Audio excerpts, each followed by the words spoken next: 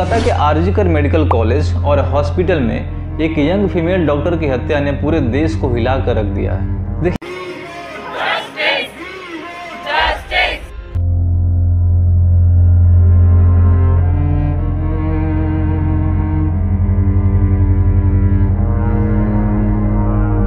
ये जो रेप हुआ है ये सिर्फ जुर्म नहीं है, बल्कि हमारे समाज के उस अंधेरे पहलू को उजागर करता है जहां सुरक्षा और इंसाफ बस एक धोखा है।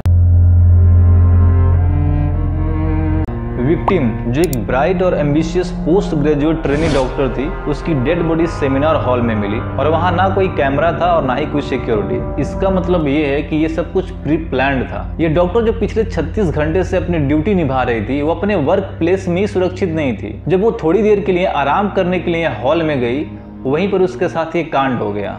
एक रिपोर्ट के मुताबिक उस डॉक्टर के बॉडी से अप्रोक्स 150 ग्राम सीमेंस मिला है, जबकि एक व्यक्ति अप्रोक्स 15 ग्राम सीमेंस ही प्रोड्यूस कर सकता है। इसका मतलब ये हुआ कि कम से कम 5 से 6 लोगों ने मिलकर रेप किया। उस लड़की की हालत इतनी खराब थी कि उसके चेहरे से खून निकल रहा था, उसके प्राइवेट पार्ट से खून निकल रहा था, उसकी थाइज पे निशान थे, पैल्विक गर्डल और क्लाविकल बोन टूट चुकी थी, उसकी आंखों में चश्मे के टूटे हुए टुकड़े मिले और वो हाफ नेक्ड हालत में पाई। देखिए, punished. It does not matter if the child is 10 or even if the woman is 60. They need to be punished because it's just not okay to force yourself on somebody else. The rapist must be given the same punishment no matter what the age is, because when you're hurt it's the same for anything, whether a child or a woman. Modi அரசு வந்து 12 வயசுக்குள்ள rape பண்ணவங்களுக்கு தண்டனைன்னு சொல்லியிருக்காங்க। ஆனால் அது தப்பு। सबसे ज्यादा हैरानी की बात तो ये है कि एक जिम्मेदार पोजीशन पर बैठा इंसान जो कि प्रिंसिपल है, वो अपनी जिम्मेदारियों से भागकर विक्टिम के ऊपर ही इल्जाम डाल देता है। उस कॉलेज के प्रिंसिपल ने कहा कि ये जो घटना उस लड़की के साथ हुई है वो उसके बिहेवियर और उसके लाइफ स्टाइल की वजह से हुई है। जिस सेमिनार हॉल में लड़की का रेप हुआ था, प्रिंसिपल ने उस सेमिनार का रिनोवेशन करा दिया ताकि सबूत छुप दिल को चुभती है, बल्कि समाज के उस गहरे गंदगी को भी दिखाती है जहां विक्टिम ब्लेमिंग एक आम बात हो चुकी है। देखिए, ये क्लासिकल एग्जांपल है मिसोजिनी का, जहां एक लड़की का कैरेक्टर उसके ब्रुटैलिटी का जिम्मेदार ठहराया जाता है। ये देश आखिर किस दिशा में जा रहा? क्या अब हमें हॉस्पिटल जाने से भी डरना पड़ेगा? ऐसा ही एक और वाकया 2017 में रयान इंटरनेशनल स्कूल में हुआ था, जहां एक 7 साल के बच्चे का स्कूल के अंदर ही मर्डर कर दिया गया।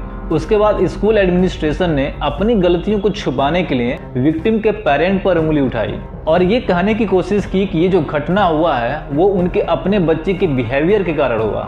लेकिन इन्वेस्टिगेशन से पता चला कि स्कूल के अंदर सिक्योरिटी मैनेजमेंट बहुत ही पुअर था, सीसीटीवी कैमराज काम नहीं कर रहे थे और स्टाफ को भी प्रॉपर बैकग्राउंड चेक के बिना ही रिक्रूट किया गया था। कि इन दोनों केस में एक चीज कॉमन है, कॉलेज और स्कूल का जो एडमिनिस्ट्रेशन है वो अपनी गलती को छुपाने के लिए विक्टिम के पेरेंट्स पर ही इल्जाम डाल देता है। देखिए, ये नफरत भरी सोच और मैनेजमेंट की लापरवाही ये हमें बताती है कि हमारा जो एजुकेशनल इंस्टीट्यूशन है सिर्फ नाम का सेफ है। तब ऐसे लोग एक जिम्मेदार पोजीशन पर बैठे रहेंगे, इंसाफ बस एक सपना बनकर रह जाएगा, बच्चे अपने आप को इनसिक्योर फील करेंगे।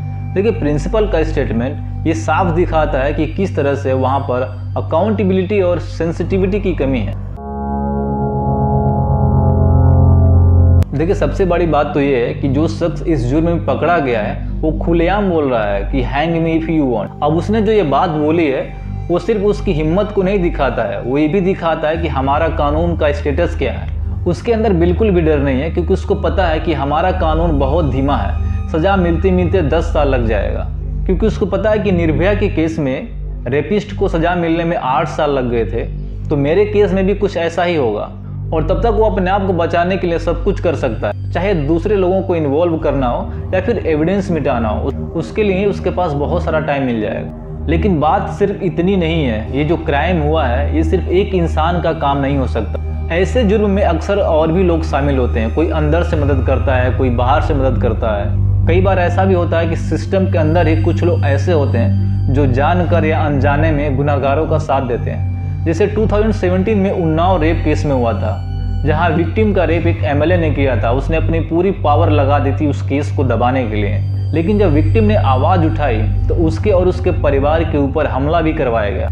इस केस में भी वही देखा गया कि सिस्टम के अंदर के लोग जानकर या प्रेशर में आकर केस को दबाने की कोशिश कर रहे थे। 2015 में इंडियन गवर्नमेंट ने एक कैंपेन चलाई थी जिसका नाम था बेटी बचाओ बेटी पढ़ाओ। अब इससे ये तो साफ दिख रहा है कि बेटी पढ़ तो रही है, अपने सपने भी पूरे कर रही है, लेकिन बच नहीं पा रही है। देखिए, समाज का नजरिया तभी बदलेगा जब हम अपनी बेटियों को हर जगह महफूज करेंगे। सिर्फ स्लोगन लिखने से बदलाव नहीं आ सकता। बदलाव लाने के लिए एक्शन की जरूरत है, तो हमें एक्शन लेना पड़ेगा।